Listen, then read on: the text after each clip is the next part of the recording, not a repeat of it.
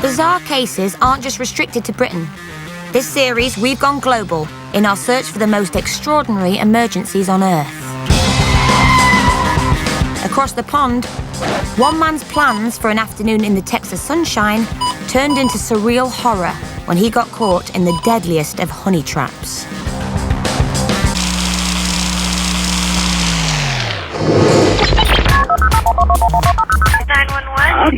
Dad, you need my bees. His face was just blacked up, 2 inches thick, just full of bees. Dad!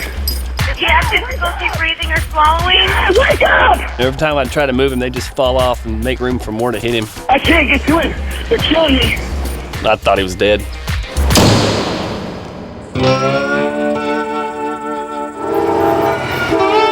Lemar Lacaze is a Texas barber, John Wayne fanatic, steer roper, and now bee attack survivor.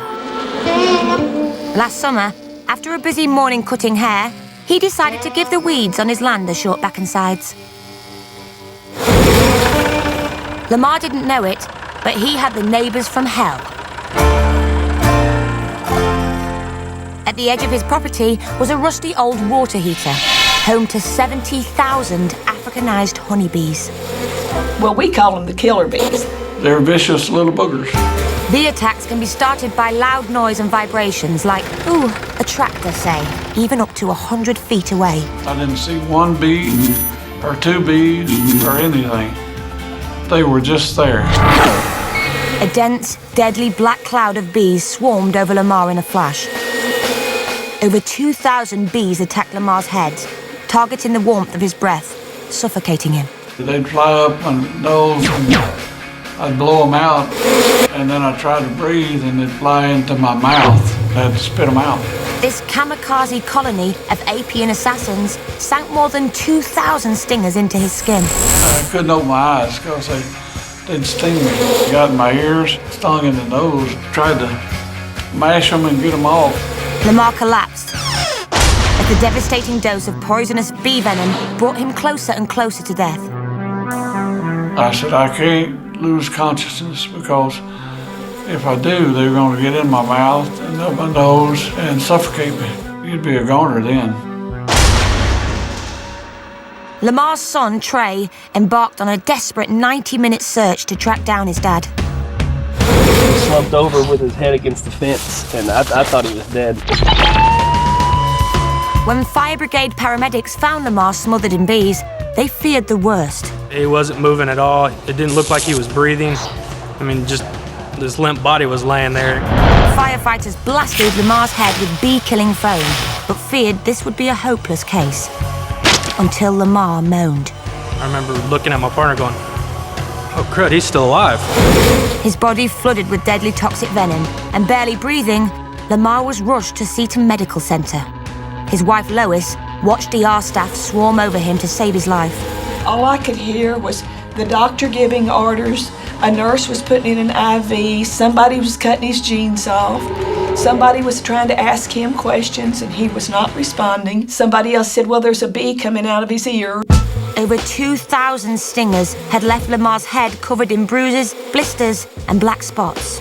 What I thought was dirt were stingers all over this gentleman's head, shoulders, neck. The ear canal, the throat, the neck, the eyes. When we separated his eyelids, there were bee stingers along the lash line. His head looked like a pincushion. The stinger has a sac of venom on the end of it. So you take the tip of the tweezers and you get as close to the skin as you can and pull on the stinger, trying not to squeeze any more venom into Mr. Lacaze's skin. I said, I think I still got some in the roof of my mouth. So she took a pair of tweezers and pulled 8 more out of the top of my mouth. It wasn't just a couple here and there. It was, it was black by the time we were done pulling them out.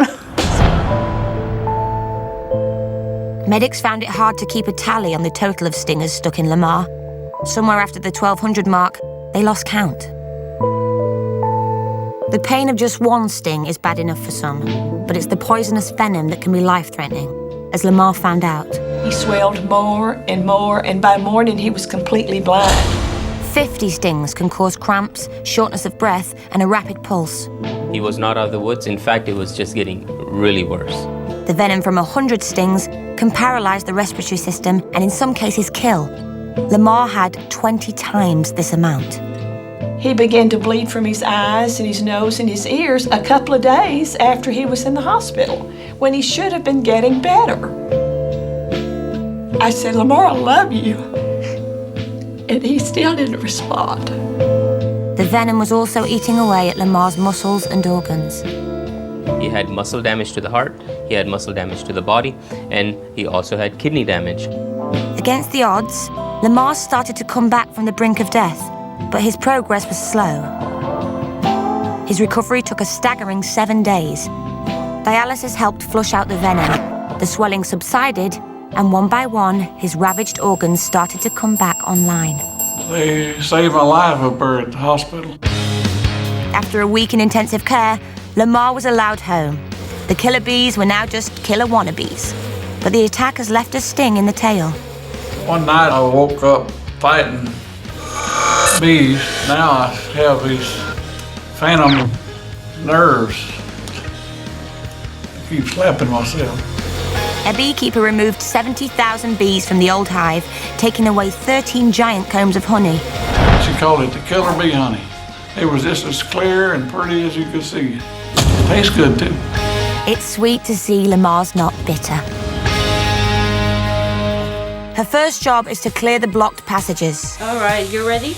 Yeah, we're in there. I'm a store manager. I can't